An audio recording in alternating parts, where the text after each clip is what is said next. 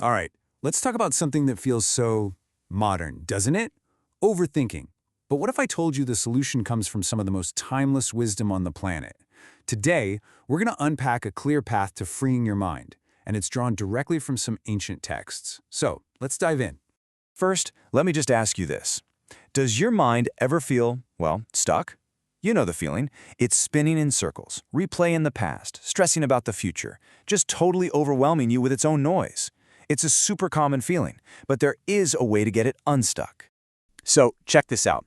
This ancient text perfectly describes the goal we're aiming for, a mind that's neither scattered nor stuck, a mind that isn't anxious, that isn't constantly grasping for things. That's the mental freedom we're talking about. So how do we get there? Well, it all starts with really understanding the problem. To get to that calm, clear state, we first have to get really familiar with its opposite. So let's take a look at what these texts call the scattered and grasping mind, which honestly is a brilliant way to describe a mind that's just caught in that endless loop of overthinking. Now, here's a really crucial insight. These texts describe the untrained mind as always running back to the past or getting lost in hopes for the future. Does that sound familiar? The key word here is untrained. This isn't some personal failure on your part, it's just the mind's default setting. It's what our minds do until we teach them a different way. And the consequences of leaving the mind in that default state?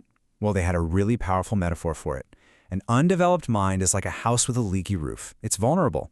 So every disruptive thought, whether it's worry or anger or whatever, it just seeps right in and makes a mess. Okay, so if that's the problem, what's the actual diagnosis? Let's get right to the root of why our minds get so trapped in these painful cycles. You know, what's amazing is how incredibly clear these texts are about this. They say the fundamental source of our mental suffering is this one thing, tanha, which we usually translate as craving. But it's so much more than just wanting stuff. It's this deep, deep attachment to things being a certain way, wanting good feelings to last forever, wanting bad feelings to just disappear, and clinging to our own ideas about who we are. And the connection is so direct and poetic. It says when we're beaten by this wretched craving, our sorrow just grows and grows, kind of like weeds in a garden after a ton of rain. It just takes over everything. It literally feeds on itself. And here it is. This is the crucial link back to overthinking. This craving makes us grasp onto everything that makes up our experience. Our body, our feelings, our thoughts, the whole shebang. We get so attached thinking, this is me, that when any of it inevitably changes, and it always changes, we suffer. Our very sense of self becomes the source of our pain, and that's what keeps us stuck. So if grasping is the problem, what's the solution? Letting go. And thankfully, these texts don't just point out the issue, they give us a really practical, hands-on method for training the mind to actually do it.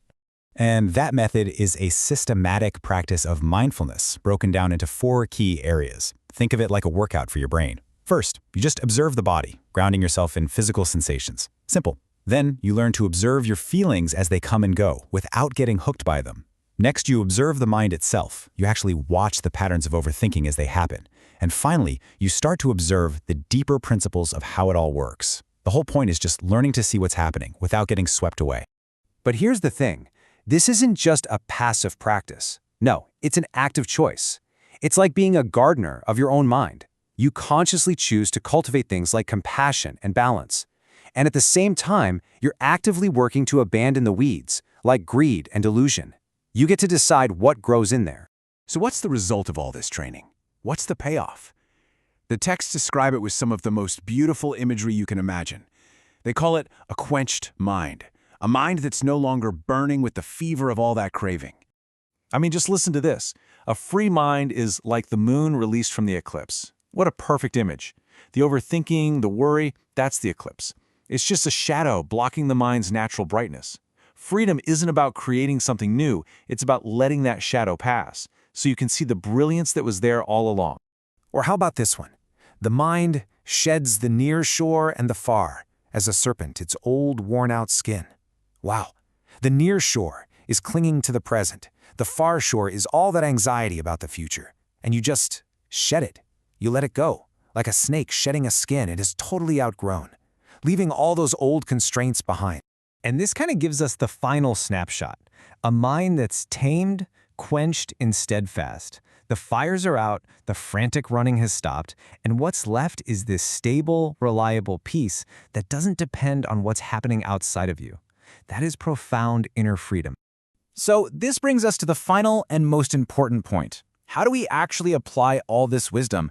How do we make this journey across the, turbulent waters of our own minds? Well, there's this one last brilliant metaphor. The story goes that the Buddha was watching people on a riverbank, and he saw some of them were super busy, gathering materials, planning, endlessly tying a raft across the river. They were completely overthinking the journey. But then, he pointed out the contrast. While some were still stuck in all that preparation, the intelligent people, the ones who got the principles we've been talking about, they had already crossed. They were already on the other side. They didn't get lost in overthinking the process. They just used the tools and made the journey. And really, that leaves all of us with a choice. We can stay on the shore, endlessly analyzing and planning and overthinking it all, or we can start the practice, push the raft into the water, and just start crossing. This ancient wisdom, it's the map. The only question left is, how will you cross?